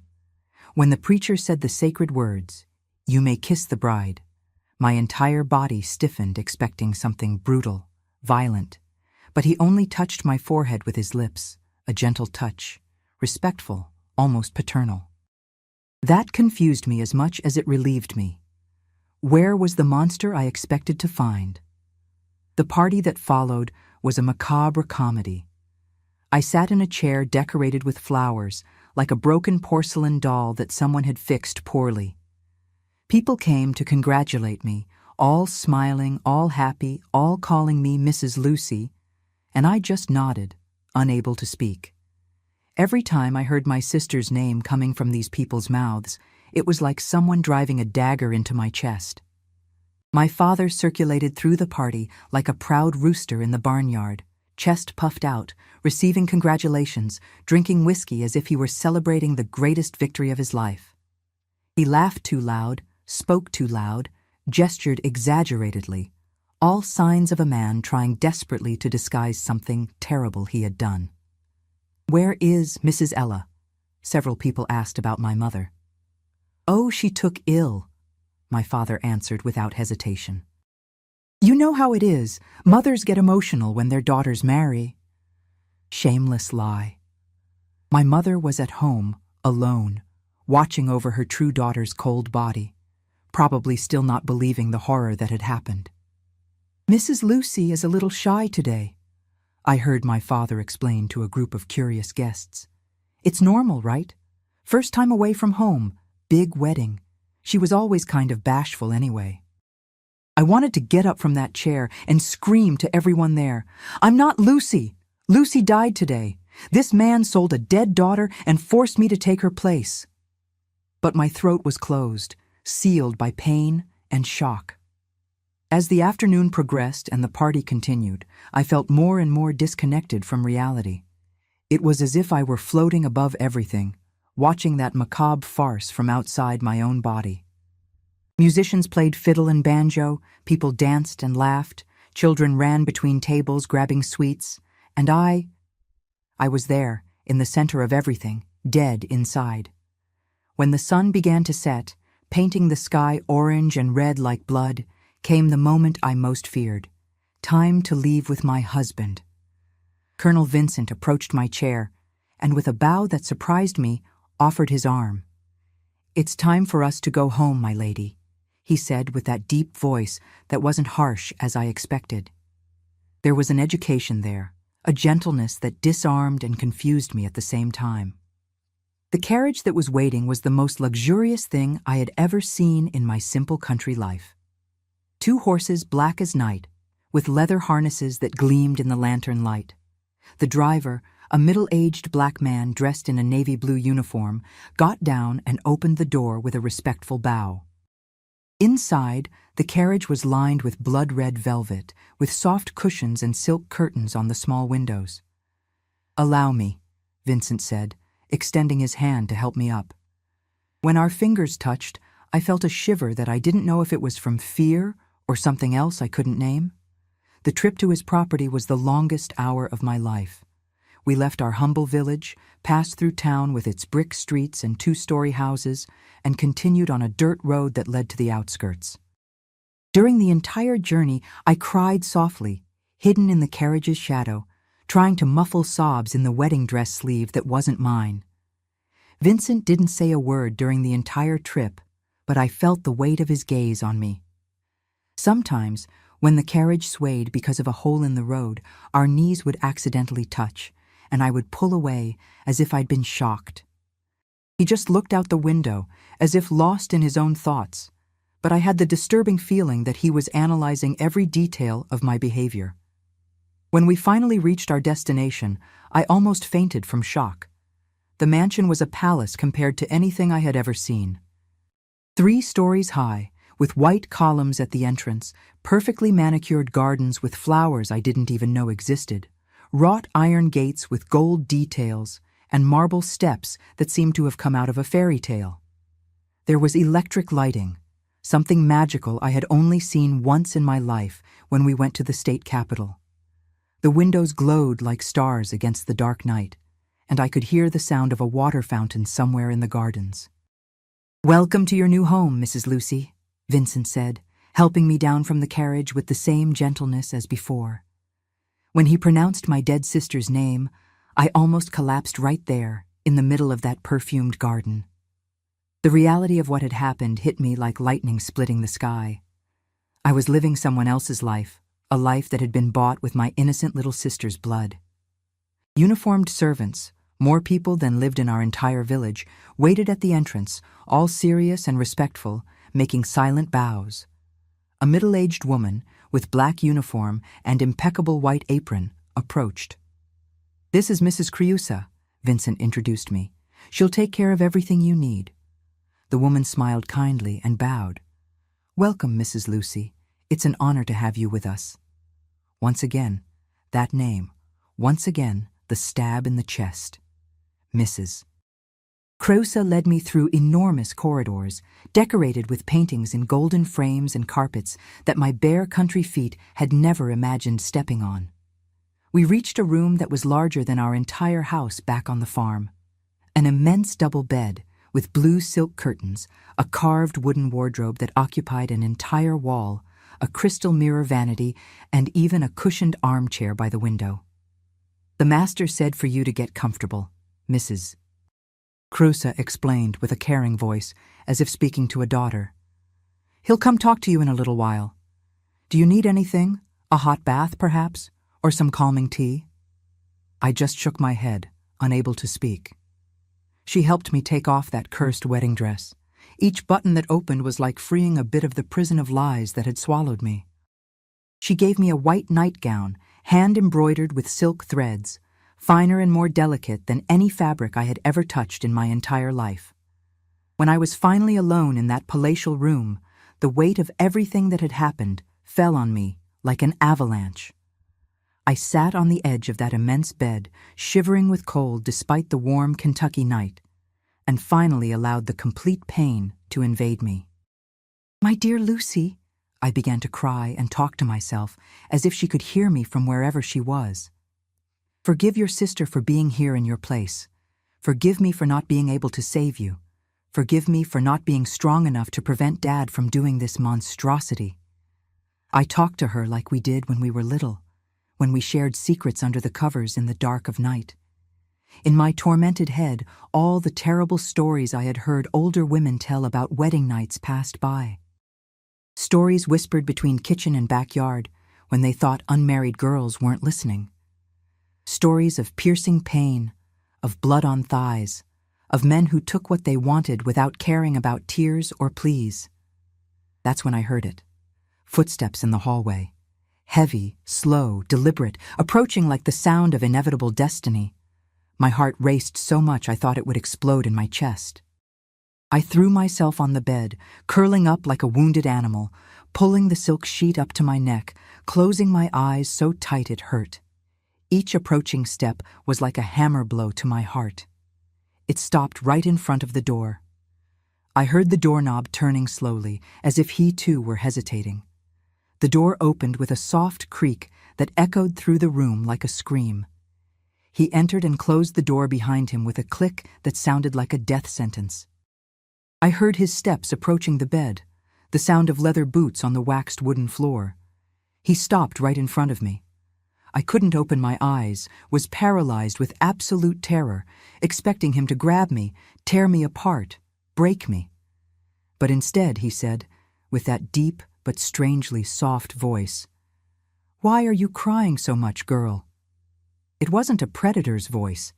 It was it concern? "And why are you shaking like a wounded bird that fell from its nest?" My dear ones, if I live 1,000 years, I'll never forget that moment. There I was, curled up in that huge bed, trembling like a green branch, expecting that man to do terrible things to me that I had heard about. But instead of grabbing me like I imagined, he stood there, just looking at me, and repeated the question with a voice that confused me more and more. "Why are you crying like this, girl? And why are you shaking like that?" I didn't answer. Couldn't. Tears flowed from my closed eyes like 2 waterfalls, soaking the silk pillow that smelled of lavender. I trembled so much that the whole bed shook, and my teeth chattered against each other, making a little sound that echoed through the silent room. I felt the mattress sink when he sat on the edge of the bed, but, and this was what surprised me most, he kept his distance. He didn't try to touch me, didn't pull the sheet, didn't make any aggressive movement. He stayed there sitting, just breathing, as if thinking about what to say. "Look at me," he asked after what seemed like an eternity. It wasn't an order like I expected. It was a request, almost a plea. "Please, girl, look at me." Slowly, very fearfully, like a wounded little animal that doesn't know if whoever approaches will help or hurt more, I opened one eye, then the other. He was sitting about 3 feet away, hands resting on his knees, looking at me with an expression I couldn't decipher at that moment. He was different from what I imagined. He had dark hair with some gray strands at the temples, deep brown eyes, a face marked by time and sun. But it wasn't a cruel face. There were wrinkles around his eyes that seemed to come more from smiles than from anger. And at that moment, his expression wasn't that of a man ready to take what was his by right. It was genuine concern. "You're not Lucy," he said suddenly, without beating around the bush, like someone stating an obvious fact. My blood froze completely. I felt as if the world had stopped spinning in that second. How could he know? How had he figured it out so quickly? My first instinct was to deny, invent some lie, but the words wouldn't come from my closed throat. "I've known Lucy since she was a little girl with braids," he continued, his voice calm but firm. "Your father brought me to meet your family 2 years ago when we started talking about the possibility of marriage. Lucy had just turned 14 that day." He paused, studying me with those dark eyes that seemed to see through my soul. "She has a tiny birthmark here," he touched his own neck, on the right side, "very discreet, that looks like a crescent moon, and she has a scar on her left knee from when she fell from the apple tree when she was little. You don't have either of those things." My heart was beating so hard I was sure he could hear it. How did he remember such small details? And more importantly, what was he going to do to me now that he knew about the lie? "Besides," he continued, leaning forward a little, "Lucy had a special way of smiling, kind of shy, and always put her hand in front of her mouth when she laughed. You haven't smiled once today. Actually, you look like someone in deep mourning." The tears came back with full force. He was right about everything. I was in mourning for the end of my own life, for my little sister's death, for the destruction of our family. "So tell me something, girl," he said, his voice getting even softer. "Where is my real bride? Where is Lucy?" That's when I collapsed completely. I started crying so hard I could barely breathe. 20 years of entire life falling apart in that moment. All the pain I had swallowed throughout the day coming out all at once. She died," I managed to stammer between sobs. "My little sister died today, an hour before the wedding." Vincent became rigid as a statue. His face changed completely, the color drained from his cheeks, and he put his hand to his chest as if he'd been shot. "Died? What do you mean, died?" And then, my dear ones, I don't know where I got the strength, but I started telling everything. Everything. How Lucy got sick at dawn, how the fever rose and she started delirious, how my father refused to call the doctor because he was only worried about the wedding, how she died in my arms an hour before the ceremony. And my father. I cried so much I could barely speak. My father said you had paid for a bride and you were going to have a bride. He beat me until I bled, forced me to wear her dress, dragged me to the church. Vincent jumped up from the bed as if he'd been electrocuted. He began pacing back and forth across the room, hands in his hair, murmuring words I couldn't understand. Suddenly, he stopped and turned to me. "That bastard!" he screamed with a rage that made the windows tremble. "That damn bastard sold a dead daughter and forced me to be an accomplice to a kidnapping." I curled up even more in bed, thinking that now he was going to take his anger out on me. But what happened next was the most unexpected miracle of my life. Vincent approached the bed again, but this time went directly to where I was. He sat very close, lifted my hand very carefully, and I saw that his eyes were shining with tears. "Girl," he said with a broken voice, "forgive me. Forgive me for being part of this monstrosity, even without knowing it." I couldn't believe what I was seeing. That man everyone feared, that powerful colonel who bought and sold land like changing clothes, was crying. Crying for me, crying for Lucy, crying for the injustice that had happened. "You need to know something," he continued, holding my hand between his, which were calloused but gentle. "I didn't buy anyone, never bought anyone. What happened was different." And then he told me the truth that changed everything. 2 years ago, my father had sought out Vincent in town, saying he was having financial difficulties and needed help. Vincent, who was known for helping needy families, offered a generous loan. That's when my father, without Vincent asking for anything, suggested a marriage between Vincent and one of his daughters as a way to unite the families and guarantee that the loan would be honored. "I had been alone for 5 years, Vincent explained. My first wife died of yellow fever, we never had children, and loneliness was slowly killing me. Your father painted the situation as if you two were eager to escape poverty, as if it were an arrangement that would benefit everyone." He released my hand and started walking around the room again, clearly disturbed. When I met Lucy, she seemed like a sweet and educated girl, but I noticed she was nervous. I thought it was normal shyness. I never imagined she was being forced, much less that you were being kidnapped to take her place. That man I thought was a monster was revealing himself to be completely different. He hadn't bought a wife. He had been deceived by my father, used in the cruelest farce imaginable. Listen carefully, he said, turning to look me in the eyes. No one is going to touch you here. You're not my prisoner. You're not my property. You're not anything I can possess. From now on, you're under my protection, and I swear by the memory of my deceased wife that I'll take care of you as if you were my own daughter. He walked to a large armoire, took out a soft blanket, and came back to me. With a father's care, he covered me from head to toe. Sleep in peace, he said. Tomorrow we'll resolve everything, and your father is going to pay dearly for what he did.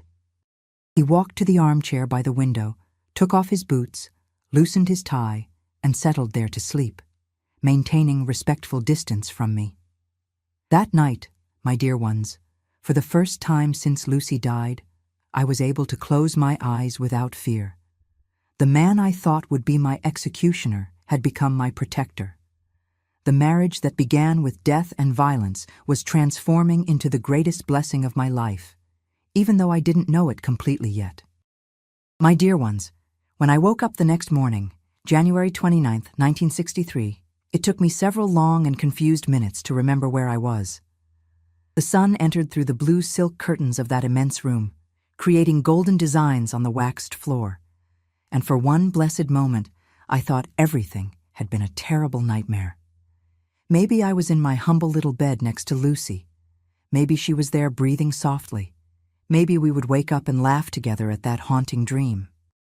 But then I saw Vincent getting up slowly from the armchair where he had slept all night, stretching carefully to not make noise and wake me up, and reality came back like a punch in the stomach, taking all the air from my lungs. Lucy was dead. Dead and buried while I slept in silk and luxury. I was in the house of a man who was practically a stranger. My life had turned completely upside down in less than 24 hours. Everything I knew, everything that was my world, had disappeared like smoke in the wind.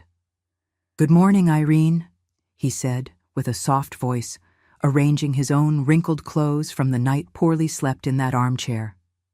"Did you manage to rest a little?" It wasn't a formal protocol question, one of those asked out of politeness. There was genuine concern there, as if he really cared about my well-being, as if my suffering truly touched him. I got up slowly from the bed, still wrapped in that soft blanket he had placed over me the night before, feeling my legs weak and my head dizzy. "Thank you, sir," I murmured, not knowing exactly why I was thanking. For the unexpected kindness? For not having hurt me when he could have done anything? For having listened to my entire story without judging or sending me away? "Mrs. Crusoe brought clean clothes for you," he said, pointing to an outfit neatly arranged on the crystal mirror vanity. "When you're ready and feel comfortable, meet me in the dining room. We have several important things to discuss, but there's no rush. Take your time." He walked to the door, but before leaving, he turned to me once more. "Irene, I want you to understand something right now. You're home now. You're not a guest, you're not an intruder, you're not an obligation. You're welcome here for as long as you want to stay, whether a week or the rest of your life." He left the room, closing the door gently, and I was alone in that luxurious space trying to process this new reality that had fallen on me like unexpected rain. The clothes Mrs. Crusoe had separated were simple, but of a quality I had never felt in my hands. A light blue cotton dress softer than clouds, silk stockings that felt like second skin, leather shoes so soft they were like slippers. Everything in exact measurements, as if she were a fairy godmother who had guessed every curve of my body. When I looked at myself in the big vanity mirror, I almost didn't recognize myself. I was no longer the country girl in a patched dress and bare feet. I looked like a city lady, someone who could belong to that world of luxury and sophistication. But inside, I still felt like the same frightened, orphaned, lost Irene in a world I didn't understand. When I went down to the dining room, an impressive room with a mahogany table for 12 people, a crystal chandelier hanging from the ceiling like a waterfall of light, and enormous windows overlooking gardens that looked like paintings, Vincent was waiting with a breakfast that looked like a king's banquet. The table was set with white porcelain dishes with gold edges, silver cutlery that shone like mirrors, embroidered linen napkins. There was French bread still warm from the oven, creamy yellow butter like melted gold, cheeses of various qualities I didn't even know existed, tropical fruits I had never seen in my life, oranges, pineapple, purple grapes fat and sweet, brewed coffee that perfumed the entire environment with heavenly aroma, fresh milk, still with foam, golden honey dripping directly from the comb, transparent guava jelly like ruby. "Please sit," he said, standing up respectfully and pulling a chair for me like a true gentleman, like I had seen in movies that played in the town square on Sundays. "You need to eat properly. Yesterday was a very difficult day, and I know you barely ate anything." We began eating in silence, but it wasn't an uncomfortable or awkward silence. It was as if he intuitively understood that I needed time to get used to all that, to process the radical change that had happened in my life. Each bite I took was a wonderful discovery, flavors my country palate had never experienced, textures that seemed made by culinary angels. The bread was soft inside and crispy outside, completely different from the hard bread we made at home. The butter melted on my tongue like liquid silk. The cheeses had complex flavors that my simple mind couldn't decipher. And the fruits. Good Lord, how could such sweet and juicy fruits exist? "Irene," he said suddenly, after we'd eaten for about 20 minutes, and hearing my real name coming from his mouth was like immense relief, as if I were coming back to exist as a real person after hours of being just a ghost of my dead sister. "That's really what you're called, isn't it? Irene?" "Yes, sir," I answered quietly, still intimidated by all that elegance around me. "You don't need to call me sir," he smiled for the first time since I'd known him, and that smile completely transformed his face, removing all severity and showing a gentleman behind the imposing appearance. "You can call me just Vincent, or Mr. Vincent if you prefer, and I want you to know something very important. Starting today, this is your real home. It's not a temporary favor I'm doing. It's not passing charity. This is your house, and you're part of our family." I started crying again. It seemed I couldn't stop crying since the day before, as if all the tears I had kept for 20 years of life were coming out at once. But this time they weren't tears of despair or terror. They were tears of deep relief mixed with total disbelief. After so much horror, so much violence, so much pure evil, how was it possible that such kindness existed in the world? "But before we talk about the future that awaits you," Vincent continued, and his expression became serious and determined, "we need to completely resolve the past. Your father needs to pay dearly for what he did.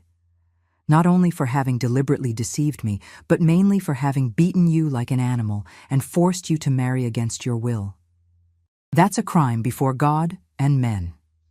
He got up with decisive movements and went to an old dark wood desk in the corner of the room, from which he took some official papers, an elegant fountain pen, and a golden signet with his initials engraved. "First," he said, while beginning to write with firm and elegant handwriting, "I'm going to immediately cancel all payments I made to him. Every penny, every coin, every cent that miserable man received will have to be returned, with high interest and correction. I'm going to put him in a worse financial situation than when he came looking for me." While he wrote, I could see the controlled but intense anger in his eyes, but I realized it wasn't anger directed at me. It was anger in my defense, anger for justice, holy anger from someone who saw innocence being trampled and won't let it go unpunished. "Second," he continued, sealing the first document with red wax, "I'm going to make sure that the entire town and all the surrounding settlements know exactly what kind of father he is. A man who sells his dead daughter and beats another to take her place doesn't deserve anyone's respect. He'll be persona non grata anywhere civilized from here to Louisville. He continued writing other documents, each movement precise and determined. And third, he said while signing more papers, I'm going to legally arrange for you to inherit everything you should have inherited from your family by right. The land, the remaining animals, any goods that still exist. You won't be left with nothing because of the monstrosity they did to you. But I don't want anything from that cursed place, I managed to say between tears, feeling nauseous just thinking about returning to that farm where so many terrible things had happened. I just want to never see my father again in my life.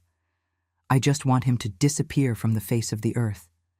And he will disappear, Vincent guaranteed, with a conviction that gave me chills.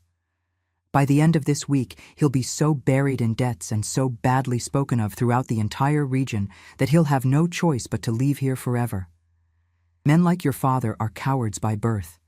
When they face real consequences for their actions, they flee like rats from a sinking ship. We spent the entire rest of the morning talking, and for the first time in days, I felt like a real person again. Vincent told me about his life, about how he had been widowed too young, about the deep loneliness he had carried for 5 years like a weight in his chest, about how he managed his various properties, always trying to help the most needy families in the region. He wasn't just rich. He was a fundamentally good man who used his wealth and power to do good in the world. My deceased wife, Clarissa, always said that God gives us resources not to show off, but to help those in need, he told me, looking out the window at the gardens where workers cared for plants with love. She was like that, always worried about the less fortunate. I think she'd be the first person to hug you and make you feel welcome here. What was she like? I asked, curious about the woman who had won that special man's heart. Sweet as honey, strong as steel. She had been through difficulties before we met. Her father was also a cruel man who mistreated her. When I met her, she was broken, hurt inside, just like you are now. But with love and patience, she bloomed like a rose in the garden. She became the most beautiful and strong woman I ever knew. He paused for a long time, lost in sweet and painful memories. Clarissa always said that God puts the right people in each other's path at the exact moments they need to meet. Maybe your sister was called to be with God so you could get here, where you can have a real chance to be truly happy and complete. I have a proposal for you, he said when we finished lunch at a table laden with dishes I didn't even know how to name. I don't expect an answer now, but I want you to think calmly and lovingly. You can stay here as a genuine part of our family for as long as you want, whether a few months or the rest of your entire life. And while you're here, you can study everything your heart desires. I'll hire the best teachers from town, and even from Louisville if necessary, to teach you everything an intelligent young lady like you deserves to learn. I could barely breathe from so much surprise. Education was something I didn't even dare dream of. Poor country girls learned to read and write the basics, and that was it. You can learn music, piano, guitar, he continued, excited with his own idea. You can study painting, literature, poetry, mathematics, French, English if you want. You can read all the books that exist. You can discover a world of knowledge you don't even imagine exists. You can have the complete life that a young lady of your intelligence and sensitivity deserves to have. I couldn't believe what I was hearing. A week before, I was just a poor country girl, daughter of a failed and cruel farmer. And there was a powerful and respected man offering me opportunities I didn't even know existed in this world. Why are you doing all this for me? I asked, genuinely confused and still suspicious. You don't know me at all. You don't owe me any favors. Vincent became thoughtful for a long moment before answering, as if he were choosing his words very carefully. Because you remind me a lot of my Clarissa when she was young, not physically, but in essence, in soul. She had also been through terrible sufferings before we met. She had also been mistreated by her own father, forced into situations no woman should be forced to face. When I met her, she was broken inside, just like you are now. And I learned from her that there's no greater purpose in life than helping someone find their strength again, to flourish as they should have flourished from the beginning. He got up and walked to the window, looking at the gardens where birds sang cheerfully among the colorful flowers. Clarissa always said that each broken person we manage to help rebuild is a victory against the world's evil. And after yesterday, after seeing what your father did to you and your sister, I feel that helping you isn't just something I want to do. It's something I need to do, that my soul demands I do.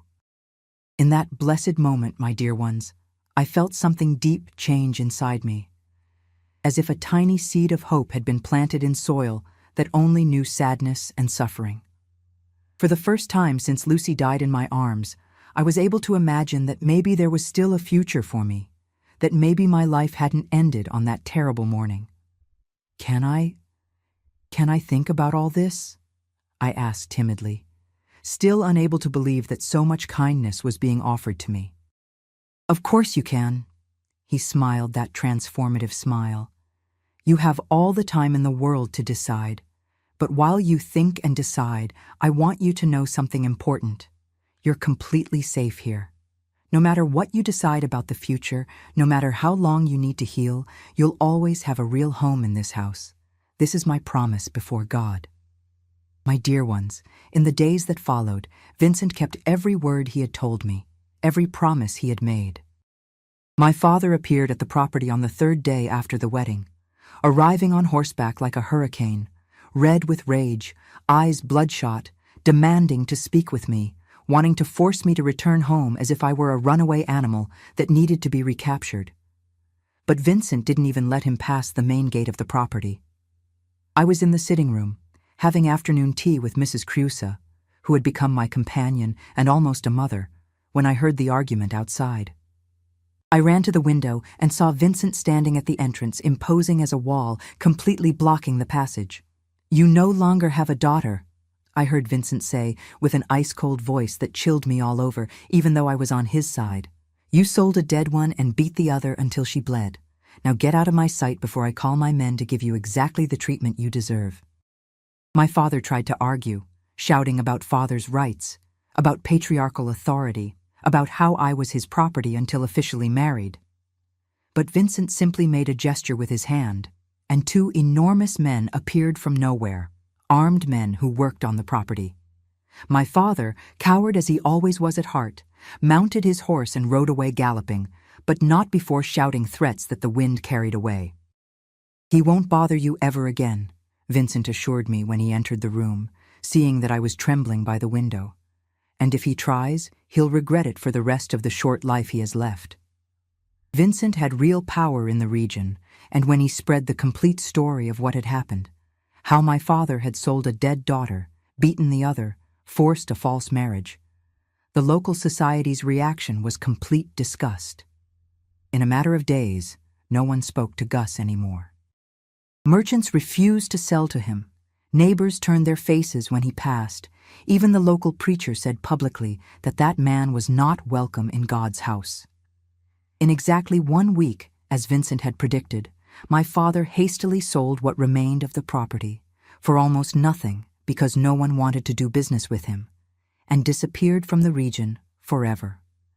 I learned later, from comments that reached us, that he had gone to the interior of Tennessee, where no one knew his story. I never heard from him again, and I hope he died alone and abandoned as he deserved.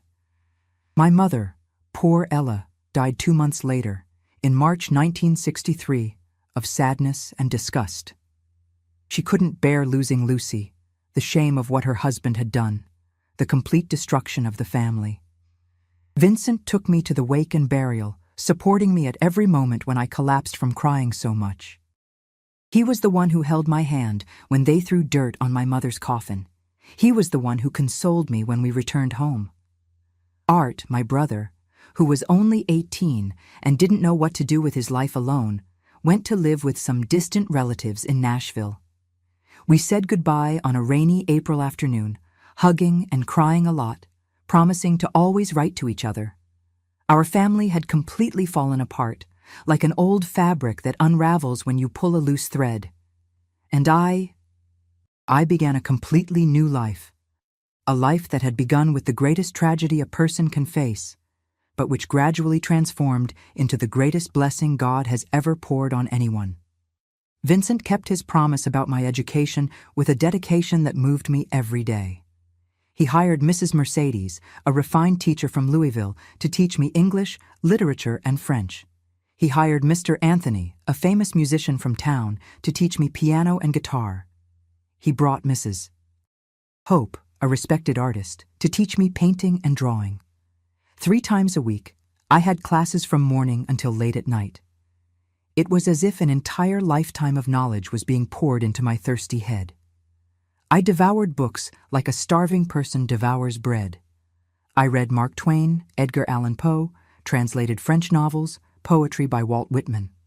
I discovered I had a facility for music, that my country fingers found the piano keys as if they had always known the way. But the deepest change didn't happen in classes. It happened in the daily conversations Vincent and I had after dinner, when we would go out to walk through the property's gardens.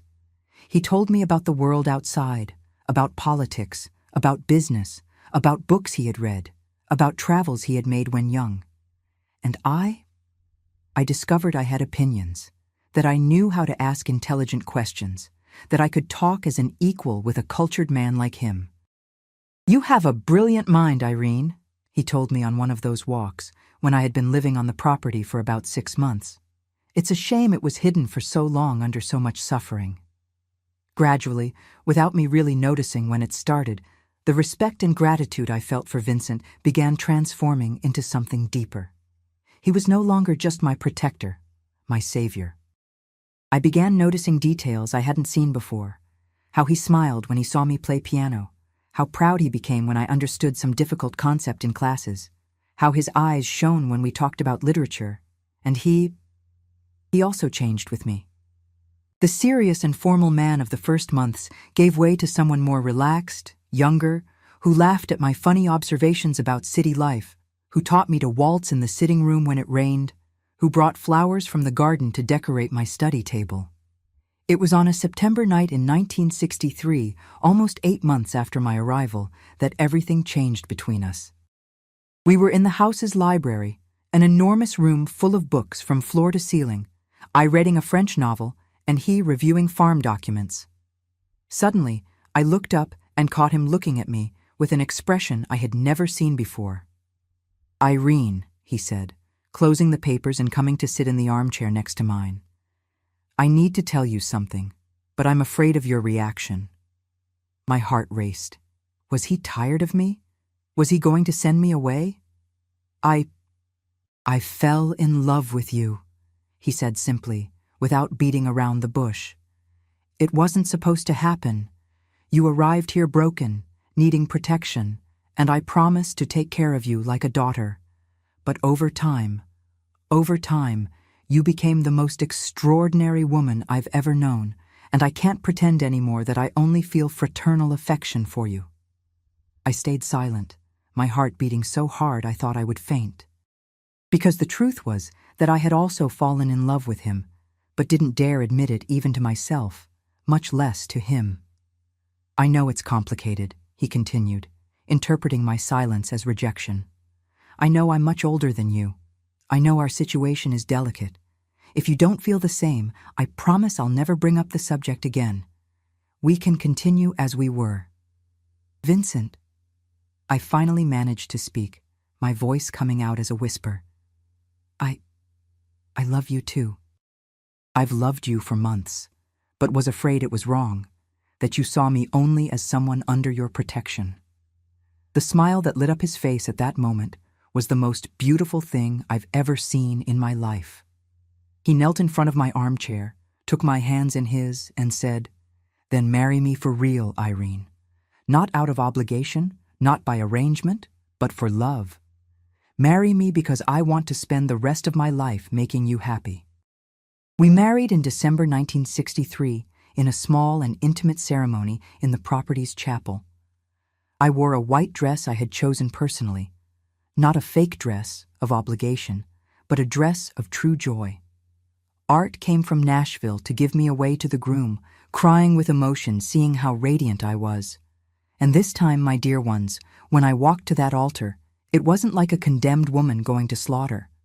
It was like a woman in love going to meet her happy destiny. The monster I feared at first had become the angel who saved my life. The marriage that began with death and violence transformed into the greatest love two people can share. Vincent never touched me without consent, never treated me like property. Over time, respect became admiration, gratitude became affection, and affection became the deepest and truest love that exists in this world. We lived together for 42 blessed years until he departed to be with God in 2005 at 83 years old. We had 5 beautiful children, built a family based on love and mutual respect. And to this day, at my 82 years, I wake up every day thanking God for having transformed the greatest tragedy of my life into the greatest blessing a woman can receive.